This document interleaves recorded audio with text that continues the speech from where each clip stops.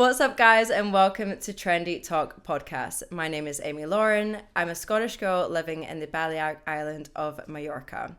I'm a fitness influencer, matcha lover, and successful female entrepreneur with various businesses in the health and wellness industry. On today's episode, we have a blonde powerhouse who has transitioned from dominating CrossFit to conquering the bodybuilding stage. With a passion for fitness and a heart for his furry friend Golfo, he's redefining the game one lift at a time. It's Jordy Rossello. Woo! Whoop whoop! What an intro. Yeah. Have you ever done a podcast before? Not like this, no. No. I've had, during COVID, a face-to-face Zoom call with someone, but not like this. Okay, this is a bit different. Just, All right, cool. So we've got you first on the podcast. That's cool. It's always a first. Well, first of all, I want to say a very big congratulations. Thank you. A month ago now, Jordy competed in his first bodybuilding competition. He competed in the physique category and he smashed it. Like, you came second. It was your first time. Yeah. And not only that, tell everyone how long your prep was. So basically I did a 1 week prep. A 1 week prep. I mostly did follow my gut basically and did really the water thing. Yeah. Yeah. Well, especially that. So the thing is, so basically I'm also, let's say, new into this bodybuilding chapter.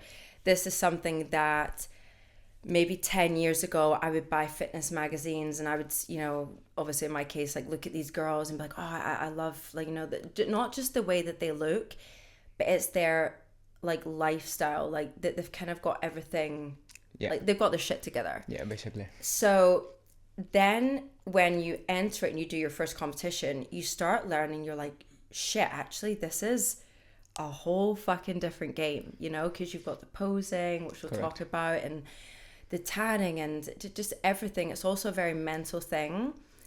And what Jordy was talking about with the water is you can basically, which I don't think, in my opinion, you need to do it to an extreme that people do it, but basically, like, maybe a week before the competition, they drink a lot of water. So you have, like, water in two places. You have it, like, in between, like, in your muscle, and then you have it between your skin and your muscle. So you want your muscle to be pumped. So that's why you're drinking a lot of water. But then last minute, what you want to do is kind of drain the water between your skin and your muscle. So your muscle's still nice and plump, right? Correct. So I basically, on the day of the competition, I still drink a litre of water, but you just went... Half a litre. A litre. Which was terrible. Yeah, for you, also, we've got different weights. So it really affects you. And no, it does. You feel dizzy and... drained. When you're on stage, it's like, you've got the adrenaline, you're dealing with that, it's hard. So on your week prep, it was so funny because Jordy sent me a message and he was like, okay, I'm going to compete. I'm going to do it. And I was like, oh my God, finally, because you'd kind of been talking about it at the gym. Correct. And I was like, finally, when is it? And he was like, next Saturday. I was like, oh my God. So in a week, what did you do? So basically, for the first 3 days, Sunday, Monday and Tuesday, I only had protein, nothing else, which was a first for me. So like eggs and then... Eggs, turkey, that was red meat, just pure on red protein. Yeah. Meat and eggs. Oh my God. For 3 days. So that was at the start, right? At the start, yeah. And then Wednesday, Thursday and Friday, I started introducing a little bit of sweet potato. Yeah. Boiled sweet potato. Yeah. Not like with any kind of oil or salt or anything. No. And that was better, but still it made me even hungrier than when I only had protein. Okay. So it wasn't that good. And then the day before, you kind of have like your cheat. Yeah, the day before I was allowed to have a cheat meal, which I usually have every Friday, and I really enjoy. I really enjoy it. Let me say this time I loved it. You went for it. I went for it, like I always do, basically. What did you have? I had a burger with loaded fries. Yeah. And I was meant to have dessert, but then one of the people that was taking me said no dessert. Okay. So I was like, okay, I Okay. won't have dessert. And that was it. Yeah, I think you did yours like to an extreme. Well, the thing is, one of the persons that took me, Yeah. which I'd rather not say names, Yeah. didn't really know me. Yeah. So he based on numbers that are general. And then the other person that took me said, you shouldn't have done this. You should have gone like full send, have dessert and stuff. Yeah. Which would... I mean, the thing is, it's so hard because... It is. The good thing about me, my trainers, is know me actually since I was 15 years old. And I've trained with him the last 4 years. So he really knows me. Also, like my athletic background, he knows. I mean, do I do every single little thing he tells me? No, I do like 80% of it because I'm also like, no, there's a thing where it's like, that's what you think, but this is what I feel, you know? So I normally, the night before I compete, I'll have like sushi. So it's got like the sugar and the rice. Yeah. And basically we're doing that for people that don't understand. It's to get that muscle definition. So for Jordy's category and mine, it's about like a kind of, let's say, roundness that you want to the muscle. It's like nice and plump and round, and it's about getting that. And it's it's all fine little details that help you to do that, you know. I mean, I think your category is like mine but in male, exactly, kind of. So we're working on basically, in Jordy's it's like a V, so like strong shoulders and then a more narrow waist. On mine it's like an X, so you want strong shoulders, narrow waist, and then bigger glutes. Which is that's the goal. Thank basically. God ours is not like this because I've got like a paper. You did plain. So well, you know, and also he had to learn the posing, which is a huge thing for it. Like only a week practice, you know. So, but anyways, we'll go more into this as the podcast goes on. So we basically know each other now. When I was thinking about the podcast, I think for 5 years now. Possibly, yeah. Yeah, it's like 5 years. So it's actually a funny story because I, about 5 years ago, was into CrossFit, and not to Jordy's level. He's like pro CrossFitter. We'll talk about that in a minute. But it was something that I enjoyed doing, going to classes. I kind of liked that because I would go to a CrossFit class and not have to think. It would just be like done for me and I would just do it.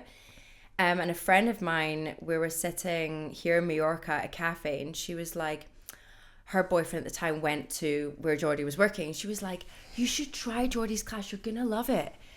And I was like, and she was like, I can't believe you don't know Jordy. Like, you know, you like Fitness World, Mallorca. And I was like, no, like, I don't know this guy. And I said, show me a picture of him. And she showed me a picture of you. And I was like, oh, okay. 2 seconds later, who passes behind her? And I went, that's him. I said, how weird is that? And I was like, okay, I've got to go to this class. Loved your classes. Very, very good. Thank you. Sometimes with CrossFit, it's a bit, in my opinion, it sometimes can be a bit scary because I feel like sometimes there's that like, oh, you've got to have this weight for women and this weight for men. And it's like, what if that woman can't do that? But you were very like good at saying to people, you take 20 kilos, you take 16, you take this, which is, it's like a talent to have that, you know, and a feeling to have that. Well, it's getting to know your client. And that's, I think it's really important when you are a coach. You have to really know your client, know her limits. Yeah. And that's also a misconception people have with CrossFit. It's not you have to have a certain weight. You can scale, which is something people don't see. Okay. And why people are a bit scared. I think it's really... you get injured quite often, but there's CrossFit adapts to you. You don't have to adapt to CrossFit. Right. Well, that's a good tip there. And how did you get into CrossFit? Like, how did this all start? Funny. Well, in 2012, I broke my leg. I was wakeboarding, making a video for some of my sponsors back then. Sponsors for? Wakeboarding. Okay, so you were really into your wakeboarding then? Yeah. Okay. And I came back from Madrid because I was in uni in Madrid, and I came just to film this video and broke my leg, like shattered it really bad. Oh shit. And I was like, well, I have to find something to keep my upper body in shape, but Right. also my leg was that bad. I had to reteach my leg how to bend, how to walk, Oh how my to put God. weight on it. And I saw this gym in Madrid said DC CrossFit. Yeah. I was like, what's this? What's this? So it kept in my head. Got back home, opened the computer, open YouTube. First thing that shows up, boom, CrossFit video. I'm like, okay, I'll have a watch. See it, and I see this jacked dude Yeah. throwing down face to face, moving weights super heavy, super fast, doing gymnastics. I was like, wow, that's cool. I want to do I that. want to do that. I want to be like that. So then I thought, doing full body workout movements. So I think this is my thing. That was your thing. So I That's joined, exciting. and since that day, I haven't stopped. So did you then start after your leg recovered? No, I or started during my during leg. just doing upper body? Correct. And before that, what kind of fitness were you into? So I started kayaking. I was in the kayaking national team For for what, like for Spain? Or... Spain. Yeah, I was representing really? Spain. Yeah. Oh I my was God. let's say professional kayaker back then, and yeah, I just got really fed of it. Like, you know, when you do something too much, you Yeah. force yourself to do something Yeah. you're not Has to really be into. enjoyable. And I didn't enjoy it. I was still forcing myself to go every single day because I thought I had a responsibility. Because I was there was a lot of people that were trying to get in the place where I was. I was like, just do it. Yeah. And one day I said, I'm done. Since that day, I haven't been on a kayak. Wow. So that's been 9 years now. It's like me, like I played professional golf, and everyone goes like, "Oh, I can't wait to play golf with you," and it's like, "Yeah, that's not gonna happen." It was too much. It's too sacrificed. So you're from Mallorca. Correct. Yeah. So you're from Mallorca. That's how you got into, I guess, like the water sports. Basically, yeah. Well, I was thinking this right now coming here. It's Yeah. like I don't know. It was actually my mum that got me into kayaking. Yeah. Because I remember on summertime, I'd spend my days in the morning watching TV. I wasn't a lazy kid. I was just like to in the mornings to watch TV, have your chill breakfast, time. you know. And my mum said, "Enough is enough. You are gonna do something, and if you can't find something, I'll get you into something you'll enjoy." Yeah. And well, she got me into kayaking, and I was the youngest by far Yeah. in the kayaking summer school. Yeah. And I was beating these like 5 older, like I was 9, they were like maybe 14, and I was always in front of them. And the coach said to my mum, "I think this kid has a talent with this sport." And from there, week after, got into the competition team. A month later, did my first kayaking competition. Oh my God. I came in 4th, and I started crying Oh, because you wanted to win. because when you're that small at that age, you Yeah. compete with the girls. Right. And 2 girls got in front of me, Okay. so I was crying. Right. You're like, no, And I this was ain't like, happening. oh my This ain't God, happening. these 2 girls won me, blah, blah. To be fair, they were like really good, like really good. Yeah. And then to my surprise, I came in 2nd because obviously girls and boys don't compete in the same category. Right. Yeah. And I was like, okay, not that bad. So that's where that started. That's so funny. Thanks to my mum, yeah. That's so nice. Your mum was at the bodybuilding competition as well. Correct. Super nice to meet her. Also to my surprise. Yeah, I know. She hates this. Oh, And bless when I her. saw her, I'll say later, yeah, I was posing, and when I saw her, I was like, lost everything, lost concentration, started laughing. I was like, oh, come on. Oh well, you did awesome anyway. And you. so basically, so you were like here in Mallorca, then in Madrid. What was it you were studying in Madrid? I was doing general business and marketing Okay. at a junior school, which is 2 years there, and then they send you to another place. They have convenio, you say, it's like they're allied, Yeah. more or less. It's an easy transfer. Yeah. So I moved to America. Oh really? Where were you in America? So the first semester, I moved to Oklahoma. Oh right, that's quite like Oh different. God, let me tell you. Things there I've heard and seen are things you only see in movies and say, no, this is not for me. But How long did you spend there? well, 4 months in Okay. Oklahoma. Right. Second day over there, I said, I want to leave. Yeah. So I started applying to other places, mostly San Diego, California area, a bit more south. And then Were I you also ever in said, LA or not? never. No. Okay. And then I said also, I'll try just Florida also, because it's the mecca of wakeboarding. Mm-hmm. I was wakeboarding at that time too. Okay. And 2 weeks later, got a phone call from university in America, Weber, in Florida, sorry. And I moved there straight away after my semester finished. Oh, crazy. Which was amazing. Like I didn't have to deal with rednecks or Yeah. It's definitely like cousins a culture losing their different virginity with their own family. with their other cousins. Yeah, I was like, oh God. You're like, So okay, weird. I'm not vibing with this. Yeah, no, not at all. No. Okay, cool. So then, what brought you to be a CrossFit coach? COVID. Really? Yeah. COVID. So was that just like online, or how did that? No. Actually, I was working in the hotels by that time. With your wakeboarding. No, just I was working as in the hotels. Okay. I shifted in 4 different hotels, being in every single department. I was Okay. making beds. I Okay. was in the kitchen. I was a waiter. I was behind reception, Everything. administration, everything. And I had to do this like 3 years in 3 different hotels just to see how a business really worked. Okay. So then if I ended up being a director, Yeah. I'd know when an employee came up to me and say, look, I've got this problem. And I'd be like, okay, I understand. I've been there. Yeah. And one day I just got sick of it, like of the entire process. And I said, look, I'm done. I'm going to start applying everywhere around the world in the position I like, which is public relations. Mm-hmm. And I got a phone call from Chile 2 hours later after applying saying, can we do an interview? I was at the gym at that time. And I was like, oh God, I can't say no. Yeah. So fun fact is I told the entire gym to be quiet. I turned the music down. I went to the bathroom, combed my hair, put a polo on. I was actually like this, just like this, Yeah. sports-wise.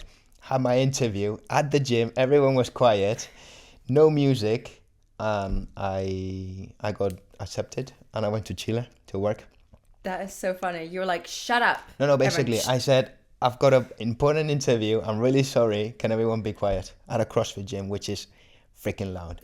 You drop weights, people scream. You're like, Yeah. Shh, I've got things to do. Yeah, Just basically. be quiet for a minute. Everyone was really kind and And then in understanding. Chile, what were you doing there then? I was guest relations. Okay. So And then, of course, with COVID, then everything kind of Well, shut down. basically, I really loved that job. People there were insanely kind to me. I think I really marked over there. Yeah. Because I did my job with a lot of passion. People saw I had a lot of passion doing what I did. I really took care of every single detail. I would always help everyone because as a public relationship, you get a lot of requests from guests, weird ones. And you just have to, in a click of a snap of a finger, you need it. So Yeah. I was like, well, in order for me to get this, I'm gonna have to give them something in return. So if I didn't have work, for example, I'd go to every department. Do you need anything? Yeah. Do you need help? I'll do beds if you need me to do beds. I'll clean the dishes if you need me to Yeah. clean the dishes. Because I don't know, I got this weird request from a famous person saying at 4 a.m. I want this meal right now with this water. And that was a water we didn't have in the hotel. I was like calling the cook at 4 a.m. Listen, this person wants this meal right now. I'm going to go to the supermarket, get a cab, buy it, and get it for him. And come here. And they said, yeah, okay. Did it happen to be Fiji or Voss water? Fiji, yeah. Oh, we've Fiji. got Fiji here. I know. I know. I'm so. Do you know? It's because I don't drink. You also don't drink, right? No. So I love having my fridge with like drinks that I enjoy. So I kind of put that investment into like nice water. I know it's so weird, but I don't know. It's funny because a while ago someone was like, I bet you can't even taste the difference. And I was like, test me. Yeah, you do. And we had 3 different types of water. And even looking at them, I said, Fiji, Voss, and this. And he was like, you're a freak. And I was like, I know. Maybe but I would rather invest in that. It's Correct. bloody expensive. Correct. I do buy it in bulk though. But it's like my little like nice thing. I open up the fridge. I kind of like having everything like a Fiji section of Voss. I'll have my BCAs or primes for gas or whatever. Correct. And it's my little thing that I like. It's, you can tell if it's like an apple. There's not just one kind of apple. Yeah. There's 1,000 types of apples. It's true. Water is the same. Tastes different. Exactly. So then you came back here to Mallorca. Yeah. So basically, everything was perfect. Yeah. Except for the contract I was offered, because I went there as saying I was gonna just intern, which was the hook for a lot of companies. Yeah. And it just didn't work. Like, I loved the job. I said to them I was going to stay there for 6 months. And they offered me a contract twice.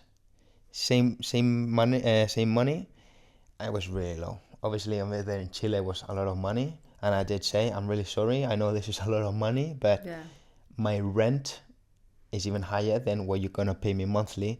So I'm really sorry, I can't accept this. Yeah, it's like different cultures. And I'm really sorry because I really like this job. I would love to stay here as long as I could, but it just didn't work. And then 2 months before I had to leave, there was a political strike and Chile went mental, mental. People in the street, there was a curfew. And over there, they don't joke around. If they see you in the street during curfew times, they can kill you, basically. People were like, take this serious, because they don't mess around. If they see you and they want to shoot you, they will shoot you, and they have to give no explanation to anyone. Yeah. And sadly, when I got back, I heard a lot of my work colleagues were gone missing, or they were died. So obviously people wouldn't fly in to Chile. Yeah. And it got to a point where I was waking up, checking my phone, seeing if my boss would say, you have to work today, you don't have to work today. Okay. And I said to her, I'm really sorry. This is not your fault, but I came here to learn. And I'm not working, you know? I'm just paying a rent for nothing. Yeah. Just to stay home. And I'm just going to leave. Yeah. And she said, I do understand. So then human resources guy tried to convince me once again to stay.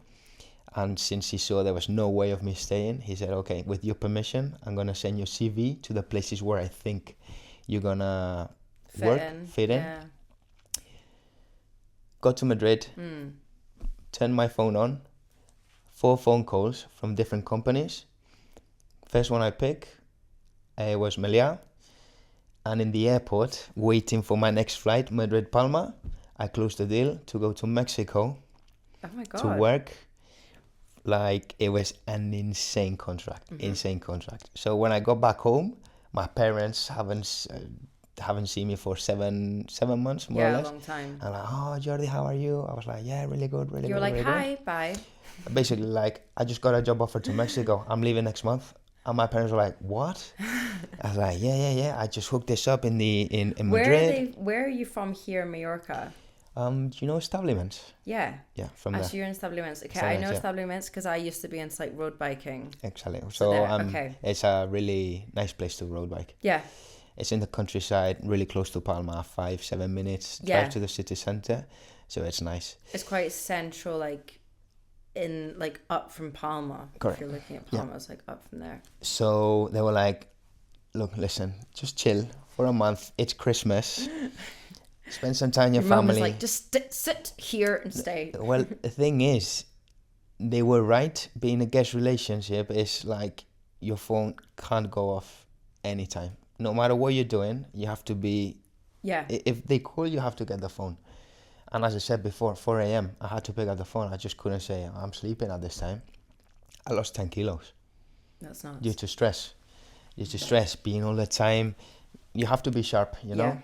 I get And my parents said, look, listen, chill. It's Christmas. Once 3 Wise Kings are over, you can start with your visa to go to Mexico. Yeah. And then that's that. And then you stay there as long as you want, enjoy, and just work as much as you want. Yeah. Enjoy the experience. And when I started doing the process, COVID hit. COVID. Well, I guess everything happens for a reason. No, I totally... And probably Jordy's got a beautiful fiance, who's also, her name is Lauren, best name. You might not have known Lauren, you might not be in the position that you are in today. And I keep telling her, like, thanks to COVID, I know. Pursuing my dream job, which I never thought I was going to end up opening a gym. I want to open a gym. Yeah. I've started my own company, Hustle Fitness. Yeah. And I'm engaged, as you said, to my beautiful sunshine. Soon to be wife. Lauren, yeah. And yeah, as you say, everything happens for a reason. Yeah, absolutely. I mean, with the CrossFit, was then your first CrossFit job here, where I seen you here in Mallorca? At the box, yeah. Okay. Oh yeah, it was called the box. So my coach, my old coach, he offered me to do part-time classes at the box. Right. And I said, yeah, no problem. But you were so popular. Well, everyone the thing was is, like, we want your class. I think to be a good coach, you have to be obviously a good coach, but at the same time, you need to have that feeling with people, connect with people. For sure. No matter how good of a coach you are, if you don't have that feeling with people, people don't get that feeling with you. Yeah. Or the other way around. If you are really good with people, but you're not a really good coach, people then at a long term start to notice, like, oh, he's really good, but for sure. He's not that good of a coach. I get that. So then from being a part-time, I got a full-time job. And from there it all escalated to being a manager and then personal training. What's your opinion talking about CrossFit, about like injuries in CrossFit? Because I sometimes, let's call it an outsider, because I'm not too much of a CrossFitter, sometimes I see them doing these techniques to the pull-ups and I think, fucking hell, like, are you not just going to fuck your shoulders doing that? Or I'm like, sometimes there's like an extreme that I just think, fuck, like, he in some years is going to be fucked, you know? It's a process. It's technique. What you see behind that, there's a lot of work. A lot of work. I think maybe a tip for people that are in CrossFit is maybe like, get your technique down before you start doing. So it's something I told and I keep telling my clients is technique is a slow process. Yeah. But once you get it, you're able to do incredible things. So I know it's slow. I know it's boring. But it's so important. Yeah. So important. Because they're probably seeing videos that you see when you opened up your laptop and it came up CrossFit and you thought, fuck, I want to be like that guy. Exactly. They're seeing those videos and thinking, shit, I want to be like her. I want to be like him. They go to the gym and try it. But it's like little by little. It's what you say. Like, for example, people see a video of me doing throwing weights from my shoulders over my head with 130 kilos. Yeah. And they say, man, you're going to snap your back, you're gonna break your back. I was like, well, it's not like from nothing I went to 130 kilos. Yeah. I've learned how to position myself correctly, how to put the bar properly, how to lift the bar in this way. Yeah. There's a lot behind that is boring, but once you get it, boom, you just keep progressing. Have you competed in the CrossFit Games? No. Well, there's a thing called the Open. Yeah. Which is one of the first steps to go into the CrossFit Games. And I've done that. This is the 4th year I've done it out of 12 years I've been doing CrossFit. Okay. And in 2021, in one event, I just boomed. Yeah. I managed to come up 7th in the world. Wow. So it was like, I think it was a reward. Yeah. I mean, I've watched, there's a documentary on Netflix. I can't remember what it's called, but it's about CrossFit. Yeah, the fittest. Yeah, something Fittest on like earth. that. Yeah, there's And the dedication that those guys and girls put in is huge. Like, it's huge. yeah. Well, to be a CrossFit athlete, a good CrossFit athlete, you just can't be good in weightlifting. You just can't be good in gymnastics. Yeah. It's how good are you in everything we're gonna throw at you. You know. So it doesn't matter if you're the best, the one that lifts more weight, the fastest one. It's you have to be good in everything. I think one thing that's extremely popular now is Hyrox. Hyrox, yeah. Do you do them or? Yeah, I've started doing Hyrox. I was invited in actually 2021 when it was first introduced here in Spain as a pro athlete, and I said after doing it, individual, never gonna do it again. Why? It was. I love doing cardio. Yeah. I love pushing myself, but that was like an experience. I said, no, not for me. It's not mine. I like more like, it's not that it's not tough. I just like more shorter maybe, and going really intense and going full on for an hour of running. By that time, I didn't really like running. Yeah, so maybe I think that's it's why. 8K in running, It's 8K running. So you do an obstacle, you do rowing, you do skiing, you do sled pull, sled push, wall balls, lunges, and in between all of those exercises, 1 kilometer run. you do 1 kilometer run. Right. So by that time, for me, running was like, too much. And funny thing is, last year, one of my best friends said, why don't we do a Hyrox together as a team? It's like, no, man, I'm done. I don't want to do this. I don't want to do this. Long story short, he convinced me to do it, and we managed to qualify for the World Championships, which is in 3 weeks from now, from today. And yeah, we're going to Nice to the World Championships. Oh my God, that's nuts. I think the only thing that I don't like about it is, and it's going to sound so bad, and I might get criticized for saying this, but I feel like the people are just so like, once they do one or they start the training for it, it's like they enter this different fucking world, and they're so like into it where you're just like, it's like a cult. Well, it's really easy to explain why people would like it so much. Hyrox compared to CrossFit is really technical. You need to know how to do a pull-up. You need to know how to do weightlifting. You need to know how to be good. You need a good engine. Yeah. Hyrox, anyone can do it. You know, yeah. There's no time cap. You can go for as long as you want. Yeah. And there's movements they do, a movement that everyone is born with. Everyone knows how to squat. Everyone knows how to hinge. Everyone knows how to carry. Everyone knows how to pull, push, and movements anyone at any level can do. Yeah, I think it's a great thing because a lot of people that I know that are not very like, they're kind of new to fitness or something, they're going to do it and they're, you know, going to either do it or they're doing it or they're in it or whatever. They want to do the whole bloody one there and one here and one everywhere, which I think is great to get people into the fitness. But I also kind of feel like, I'm like, that Hyrox, they're pushing it, like they're taking the piss, because it's like, I see them, I go to a gym here in Mallorca, and why the fuck, can I just say this, do people in CrossFit and people that do Hyrox have these rucksacks that are fucking massive? What do you guys have in those rucksacks? I see the people lugging those fucking rucksacks around, and I'm like, what the fuck are you guys doing? What is in your rucksacks? Are you preparing for a war? Like, that I don't know about? There's so much. You know those rucksacks that I'm talking about with the badges on it? Of course you do. Without badges. You're in the cult. You're in the cult. I'm not that trendy, you know? I just have a normal rucksack. I have my hand grips. I have chalk. I have thumb tape.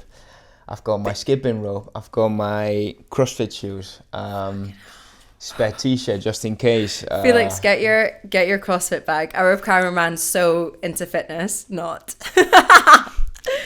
But I'm like, I see them and I just kind of laugh sometimes. I'm like, yep, there you go with that massive fucking rucksack. Yeah. To be honest, my rucksack that I take to gym is getting bigger as well because I've got like my hip thrust, like cushion and things we need, because that's why CrossFit is so popular or Hyrox is so popular.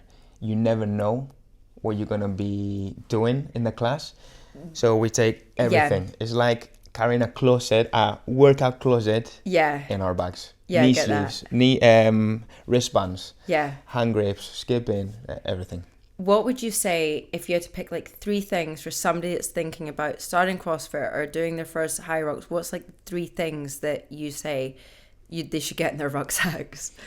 Skipping rope.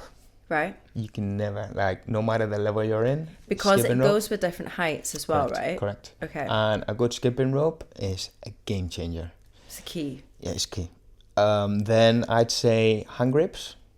What do you mean by hand grips? So we've got, when we do CrossFit, we hang from the bar. Yeah. We hang from the so they're rings. Kind of like you put your hand in them. It's basically an extra skin. It's an extra skin we put here. Yeah. So when we hang and your hands aren't used to it. Yeah. You're not going to get like, the horrible... blisters. Exactly. Yeah. You create blisters, blood blisters. Yeah. And that protects it or prevents it from those blisters to open. Right. Because you're going to get them. So that's your skipping rope, the hand grips, and what's like the next thing you would be like? A belt. For your waist. Yeah. For the support for your back. Correct. My belt just arrived like 2 days ago. I got a nice pink one off Amazon. I haven't used it yet, but I thought I'll use it like during, I don't know, squats or whatever. I don't use it. I stopped using knee sleeves and hand wrist and my belt because I want to go raw. No, the thing is, you get so used to these things. Yeah. It enters in, it gets in your head. Can you have them in competition or not? Yeah, definitely. Okay. But if you go on holiday, for example, when I broke my leg and I started doing pistol squats, which is a squat with only one leg. Yeah. It got to a point where if I didn't have the knee sleeves on, you can do it. I couldn't do it because I'm gonna break my leg. So then I said it's just a protector. Like, nothing's gonna happen. So it enters that routine. So my thought was, if you're going on holiday, are you gonna take your belt? Are you gonna take your knee sleeves? Are you gonna take your wristbands? Lauren wouldn't be having that. She'd be like, get that out the suitcase. No, Lauren or my family is like, dude, man up. Yeah. Get a grip, And if there's heavy deadlifts, and you don't have the belt, well, if you want one, they'll have one there at the gym. If not, just do it without the belt, I get that. So you can see and hear that Jordy is very much into his fitness, as am I. So we've asked you guys some questions that you want us to answer, some advice. So I've got some of them here. So first question we got is, in Mallorca, how much is a personal training more or less? It really depends. You can really go really cheap. Yeah, I would say it's anything between 30 to 60 euros, 70. Yeah, that's an average price. Yeah. Average price. I've heard less and I've heard way more, which is ridiculous. Yeah. But yeah, I'm around those prices. Yeah, I would say that also here in Mallorca, I have lived in Germany as well. And in Germany, people don't really spend money on fitness because people from Germany spend their money on going on holiday. Whereas here in Mallorca, we're already at, like they say, a holiday destination.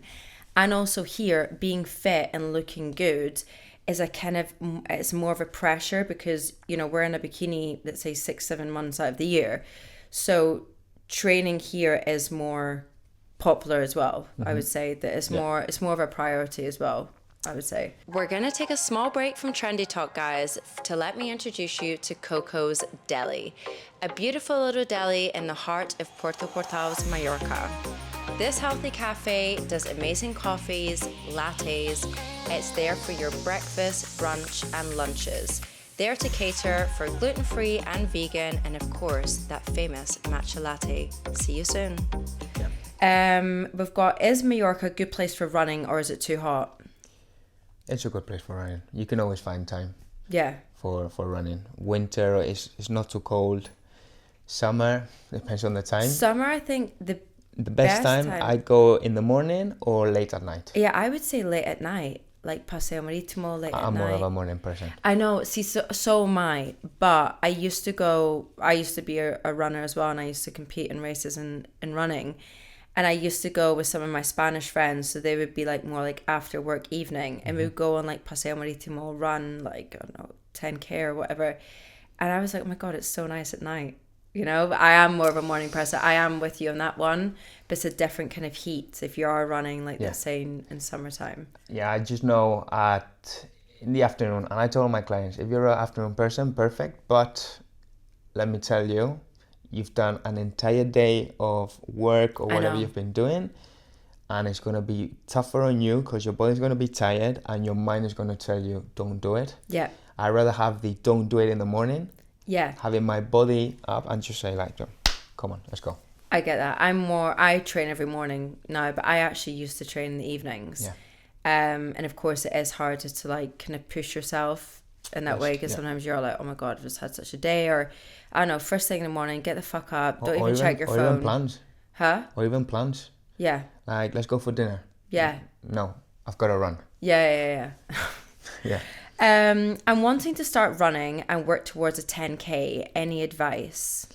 So this person's wanting to start running, so they're not even like a runner yet. Yeah, so I'd say start really slow.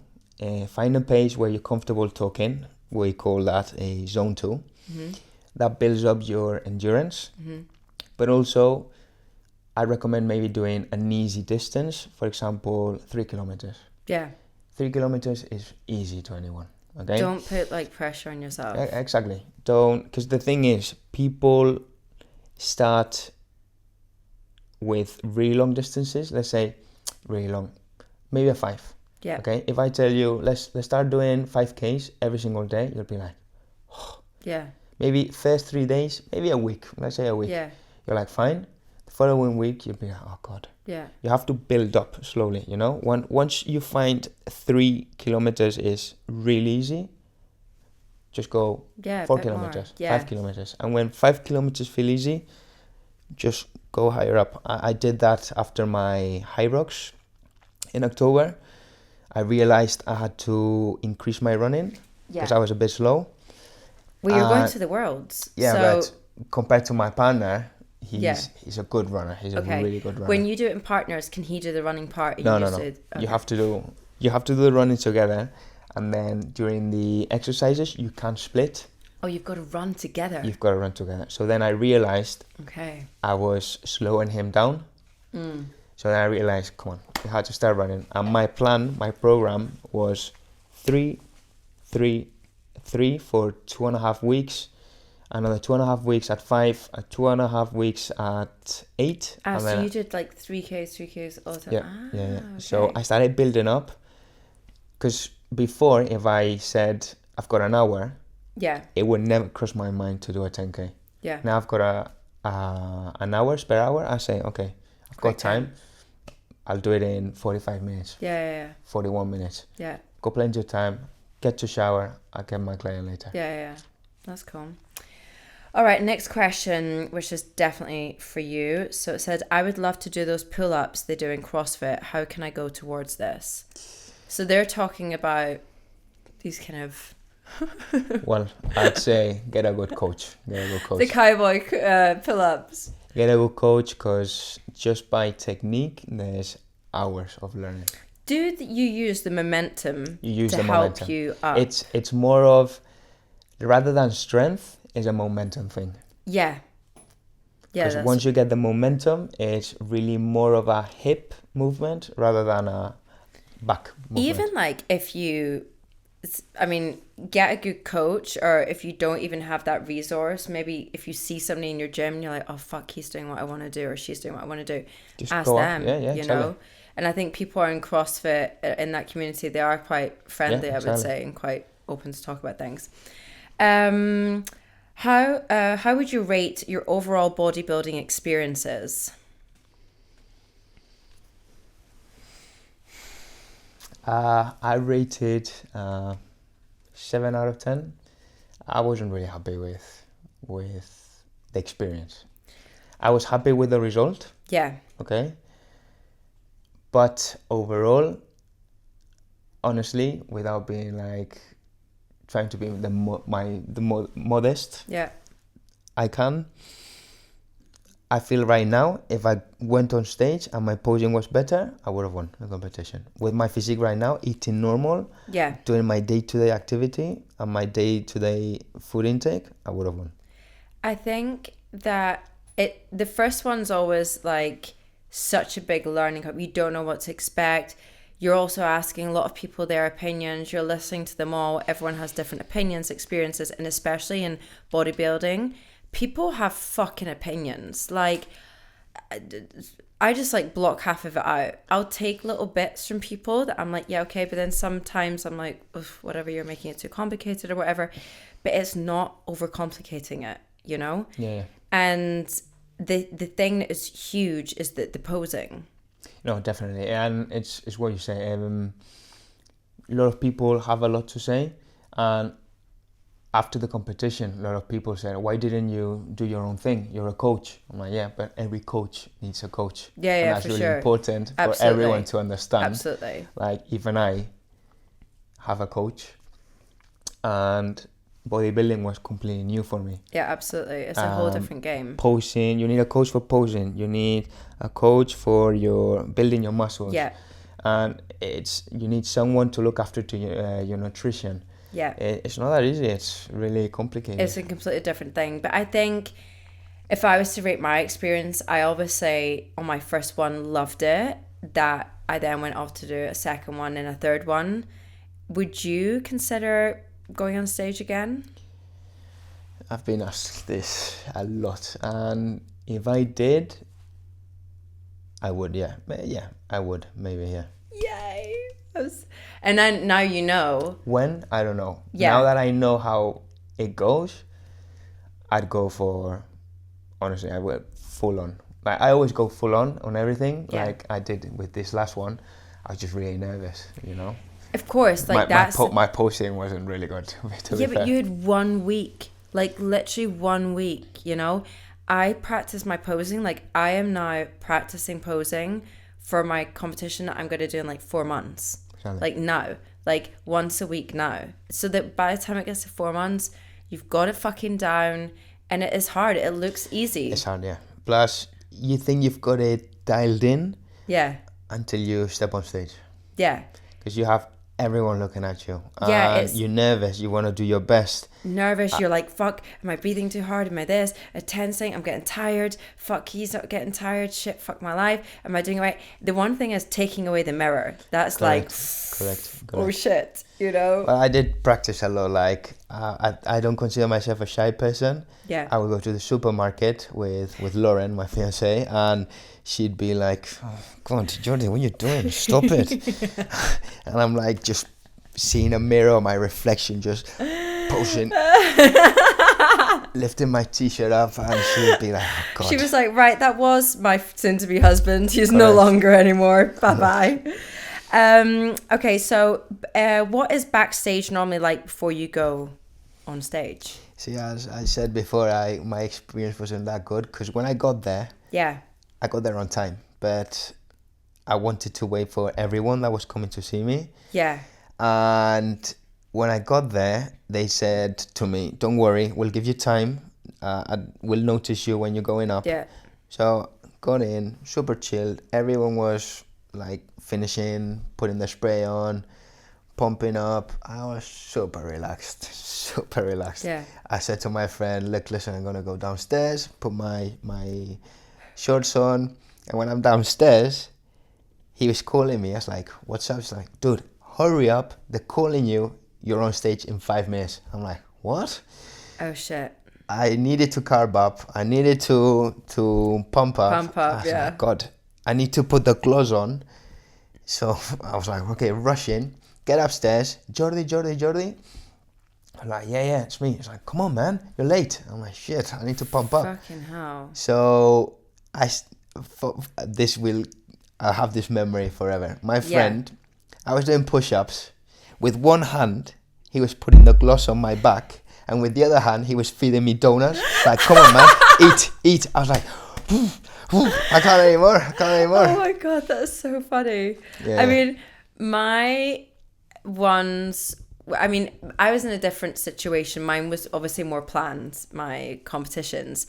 And I had like my posing coach backstage with me. I had Petra, who does like the glossing. So basically, before you go out on stage, you want to have like a nice shine on your skin. So you have somebody that can put this specific shine on you. And that's also a kind of art in itself. You don't want to be too shiny. You don't want it to, also for a girl, you can't put it like on your back, because then your hair doesn't, we use our hair as like a distraction method to judges, so that they can look at us more, so flick your hair more and then they think, well, what's she doing, and then they look at you. So you can't have gloss on your back, and if your hair is all sticky, there's a thing to that. Plus I had my coach Luis telling me, okay, eat a bit more, do this, do that, whereas in your case it was literally just like your friends and basically your shorts, basically. I didn't really have that backstage experience, because people were there, with mats, yoga mats, lying down, with towels, and with the legs up, and I was like, dude, what are these guys doing? Yeah. That's the thing. I was also that was like my first experience when I was backstage. I was like, I don't have a yoga mat. Like, what the fuck are these people doing? Yeah. But that's why I'm so excited for you to do another competition and to choose one. It's like a bit bigger. Like the one I did in Portugal was like amazing. It was in a casino. The stage was, the lights, everything, it was so cool, and it was really that backstage like feeling, and then you've got the girls doing their makeup, their hair, that everything. It was just like, wow. So I'm also excited for you to do that. But backstage isn't a glamorous place. It's not glamorous. Believe me, it's normally like in a basement, no windows, tan everywhere, people. It's not a vibe. But anyways, so here we go. I follow you both on Instagram. You're such a fitness inspiration. Thank you. I'm in my mid-20s and I want to tone up. I go to the gym 4 days a week and I do 45 minutes of cardio in any class that is like a boot camp or body pump class. But I don't see a huge difference. I just feel more hungry and tired. Help. So this person's 4 times a week, which is awesome. 45 minutes of cardio and then just these classes. I mean, the thing is, it was funny. I was talking to my trainer this morning about the cardio thing. So I used to, when I weighed more, I used to do much more cardio. Like, I was cardio nuts. Like, I would do at least 1 hour fasted in the morning and then do my training on top. And I think I don't know if this person's a girl. I think it could probably most be a girl. But it's so hard for a girl to understand, because there's girls that are like, oh shit, if I lift heavy weights, I'm going to get bulky. If I need to just do cardio. And also, girls feel entering a gym more safe just going to a treadmill. It's like, I'll just stick there. Because normally the weight area is more male dominated, even though now there is more females coming into it. It is a hard thing. I would say that if you have the resources to get yourself a trainer like Jordy and say, okay, I'm gonna take you out like 2 days a week, fuck your body pump class, fuck your cardio, learn from Jordy, have an hour with him, and then you've got a plan, so when you do go to the gym, you're like, I'm just gonna copy what Jordy showed me. Do you know what I mean? Yeah, there's a misconcept, which is I need to lose weight, I want to look ripped, and people just kill themselves in the cardio machine. And people need to understand that doing cardio, you will lose fat, but you're mostly losing weight.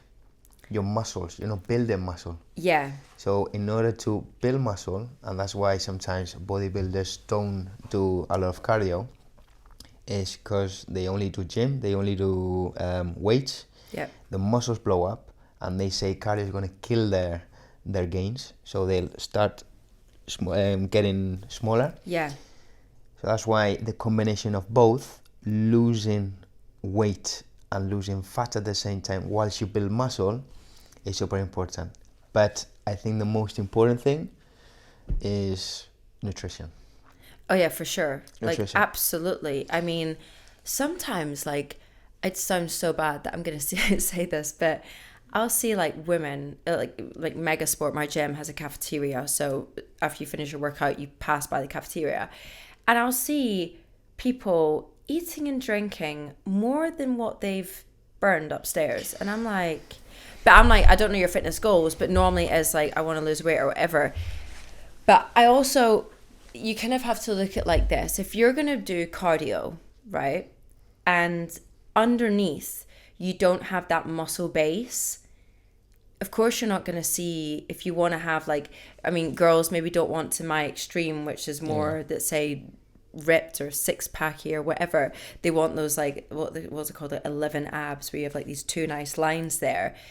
But how are you going to see that if there's no muscle underneath? Do you know what I mean? Correct. So you kind of have to build a foundation underneath, which is your weight training, and then you can complement it with your cardio. Correct. But also another thing is, if you don't have the correct fuel in your body, when you do cardio, the cardio's not got its resources to work from. So what does it do? It's going to eat from the muscle that you've just built.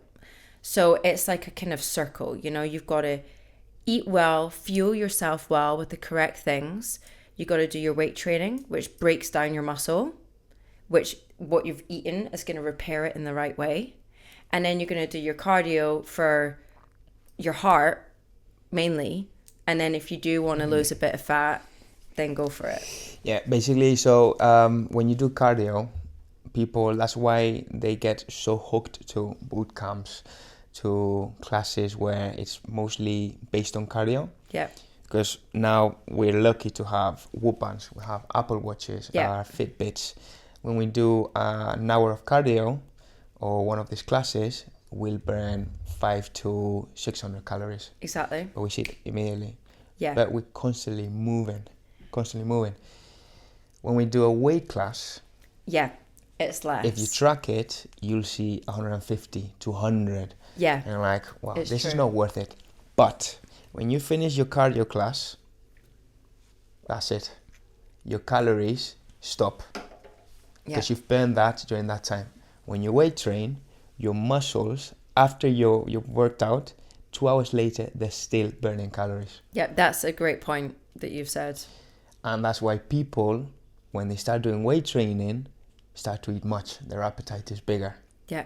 And that's where a lot of people have to watch out and be careful. And I tell them, after a really heavy session, watch it. Today you're going to be really hungry.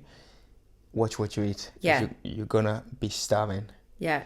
I mean, it's also, you know, you're breaking down your muscle and you want to repair it in the right way. So things like, you know, taking BCAAs or a nice lean protein, and it doesn't have to be strict and boring and, you know, depriving yourself, but it's just making sure you just got to think of it like, I've broken it down, and it's how you repair your muscle is how they build. Basically like that. No, food is really important, and you can make it in so many fun ways.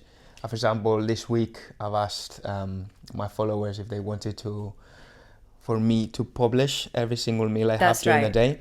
And yesterday I got a lot of crap, let's say, because I posted I had pancakes, and people were like, man, normal people, reality is don't eat this every single day. I'm like, no, I totally agree. But you've seen since Monday, I've had my oats, I've had my 2 scoops of protein, I've got my banana, and I have eggs. So instead of having those 4 things separate, why not make it together? Blend it, make it pancakes. Yeah. So then for me, visually, it's like, oh, it's more appetizing than just having the normal thing I usually have every single day. For sure. Plus, it's nicer. You trick your mind, oh, you're having pancakes, which is good. It's just ways of getting... Absolutely. I mean, for hacks. example, I've got my healthy restaurant's called Coco's Deli. It's in Mallorca, and one of the breakfasts that I put on the menu was a breakfast that I love to have like once, twice a week, and it's protein pancakes, and it's basically, you know, like 4 ingredients mixed together. There's no fucking bullshit in it, and it's a great meal to have. You know, you got to make it exciting as well, and it can't be like a horrible thing. Talking about, we just mentioned my business, let's talk about your business. So what is your future plans, and tell us a little bit about your fitness. So you've got your t-shirt on, which is from your brand. Hustle, yeah. The Big Hustle. And Jordy's t-shirts are super cool. I also linked down his Instagram below. You can check them out. They're really nice. You've also got like new collections of t-shirts coming out. Correct. So tell us, where did this idea start? What's your vision for this? So when I started doing my coaching, I realized like people really liked what I did. And then I got to see results, and then I also realized I really liked helping out people. So why work for someone when you can work for yourself, for your own? And I just got the idea of opening a gym. I didn't have a name, and then I realized, look, every single time you've done something sport-wise, my parents would have wished it was in everything else in life, like studies basically. Yeah. I've hustled through it. Like, I want to do this. I do kayaking. And I get to a point where I'm trying to qualify for the Olympics. I do wakeboarding. I'm in the national team. I go to America, but I don't go to America without a scholarship. I have a month to get a tennis scholarship. I get a 95% right scholarship for 1 month of playing tennis. And that's the reason why I was able to go to America. I do CrossFit, and I do CrossFit full send. I do Hyrox full send. Everything I do, I hustle for it. Yeah. Non-stop. So then I thought, people start to call me, the hustle machine or Mr. Hustle and stuff. I was like, what about hustle fitness, Work for it, just hard work. So on About Muscle Fitness, you've obviously got the social media for that set up. Yeah. What's your future vision for that? Like, where do you want to take it? You want to open up your own studio? I want to open up my own studio. Have you got a place for that yet? I've got a place. So you've got the place? Correct. Ooh, exciting. I just need to polish a little bit the concept of what I want to do. Yeah. Because at first it was one, then you start thinking, you start seeing new things. Because when I travel, I love trying new gyms. Yeah, me too. And you just get ideas, Yeah. I want this, I want that, I want this, I want that. And then every single time you step on a different gym, you get different ideas. Yeah. Which then change entirely what you want to build. Yeah. So now I think I'm ready to say I have 2 different ideas which can work at the same time. And that's exciting. It's gonna be when exciting. do you think your gym will be open? I want to say a long way, but 2 years, because if it's before, perfect. But if I say next year and it's not open next year, like, oh, you said last year it was going to be open this year. But right now, people that want to train with Jordy, you will find him here at probably the best community gym. Correct. In Mallorca. It's very focused on community. It's called Fit Club, and it's in the area of Son Caliu. Correct. And it's a great gym. Yeah, it's a great. The vibe is insane. Yeah. And the owner is also insane. He's really nice. He's opened his doors of his home basically to me. Yeah.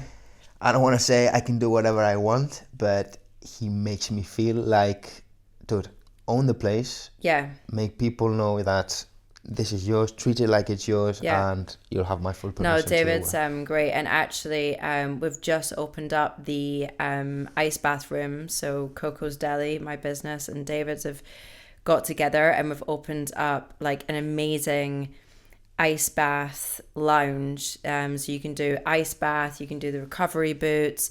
There's LED mask. It's a whole cute vibe. That's also available at Fit Club as well. So let's go back to the bodybuilding a little bit. Yeah.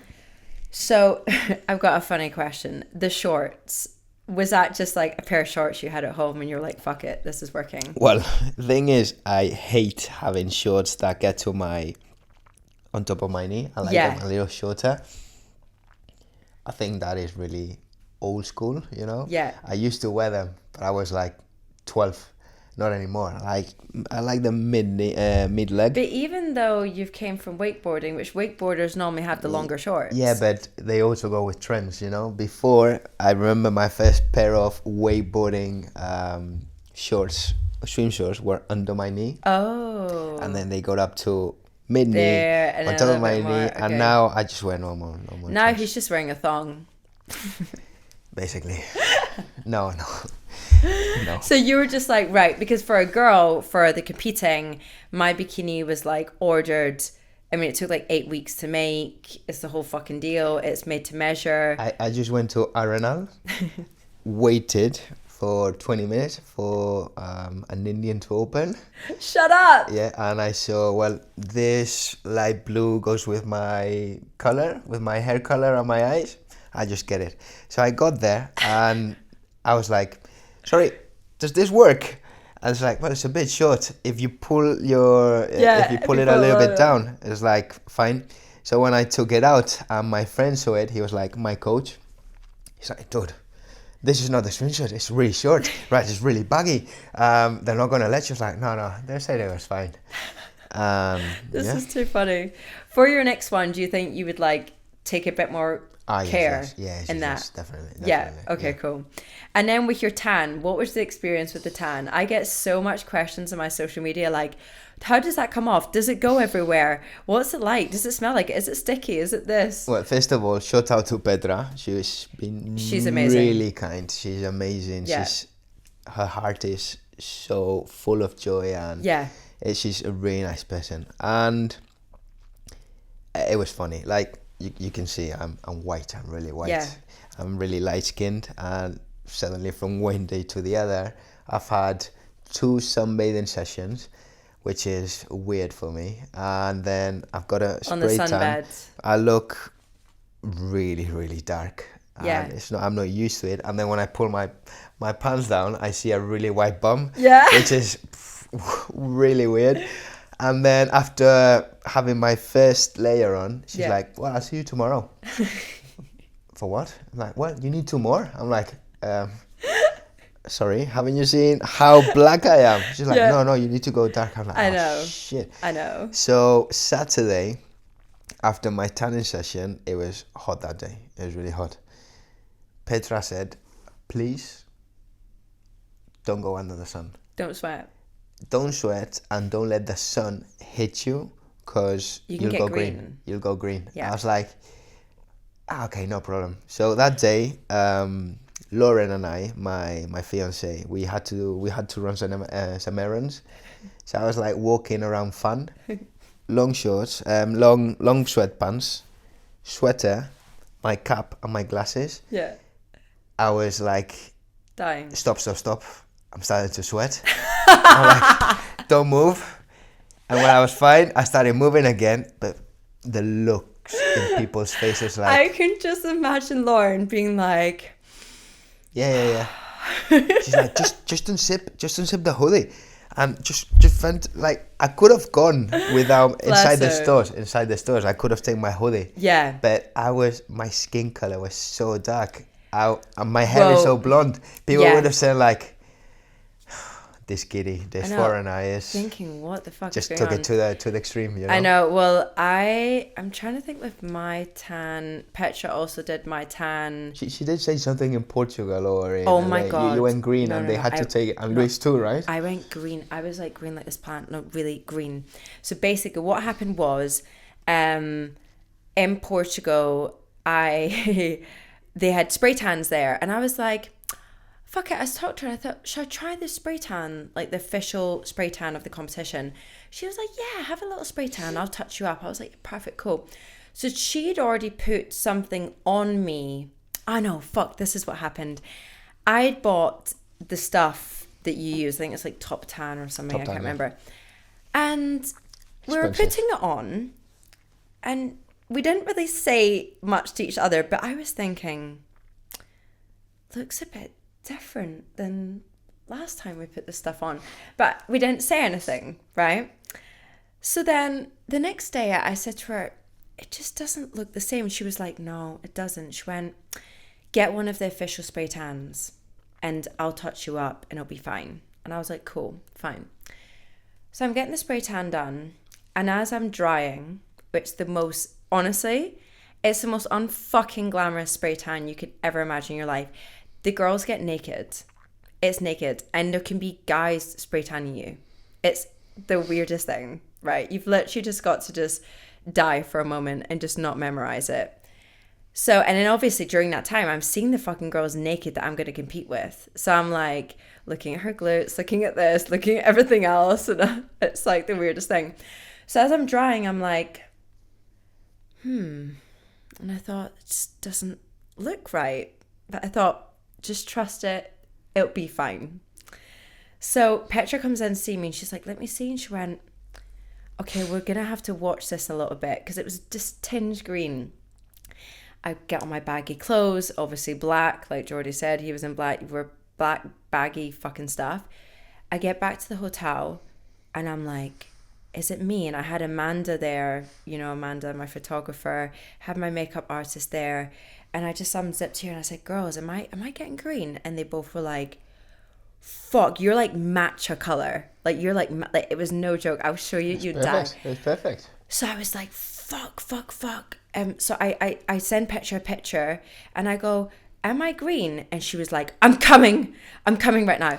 She says to me, she was like, get in the shower, get that off you, because it had a reaction to the stuff that we'd put on. Because the stuff that we'd first put on was off. It wasn't right. So I had a fucking chemical reaction. I was completely green, like Shrek. I was in the fucking shower. This is literally 4 hours before I'm on stage. Yeah, she said. And then she had stuff from Louise, my trainer, that was also competing, and she fucking saved my ass. She saved my ass. I was green as fuck.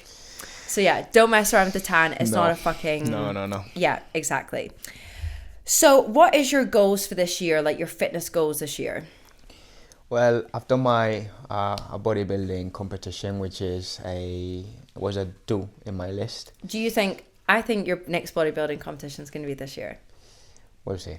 I think the end of this year. This year, I've been thinking about it. I've qualified for the World Championships in Hyrox. I've got to quarterfinals in CrossFit Games.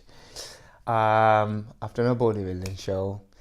I want to try to do a T100. What the hell is that? It's like a kind of a triathlon, Ironman thing. Oh my God. And it's like 2 kilometers swimming, sorry. It's 80 kilometers with a bike and then 18 kilometers running. How in much? Ibiza. How much running? 18 and 80 kilometers on the bike. Nah, Jordy. Oh, Jesus Christ. Like, now you're going to have to get a bike. Thing is, I just want to test myself as much as I can. I want to prove myself I can be a semi-bodybuilder. I can be a semi-crossfitter. Yeah. I can be a semi-Hyrox pro athlete and still be able to do everything I want to do. Yeah. I'll never be the best, but I'm telling you, I won't be the worst. The worst, yeah. I mean, for me, I obviously am like in my bodybuilding era right now. I'm kind of enjoying it. So for me, for the next 4 months, that's what I'm going to be working on is my next competition, which I think I might do like 3 near the end of the year. So I think around like October, November time, definitely pick out 3 that I want to do. And then I always say, then I'll see how it goes and see if I still like doing it. I don't know. This is a bigger prep for me now. It's 4 or 5 months prep, which is quite a long prep, and it's the longest prep that I've ever done. But something that's on my to-do list is to climb Kilimanjaro. That is like my to-do list. So mine is to do a full Ironman. Oh, really? Okay. Yeah. But Kilimanjaro, I don't mind doing that in like a couple of years, you know? But right now I'm kind of in my bodybuilding era. I just think, and I tell my people, the clients that want to start with me, Yeah. my type of training and my type of food advice is me making sure that no matter what you do or whatever life throws at you, you're going to be prepared. Yeah. And that's what I try to do with my clients, with all my clients. I make them run, I make them swim, I make them lift weights, I make them do HIIT training. It's never the same. Yeah.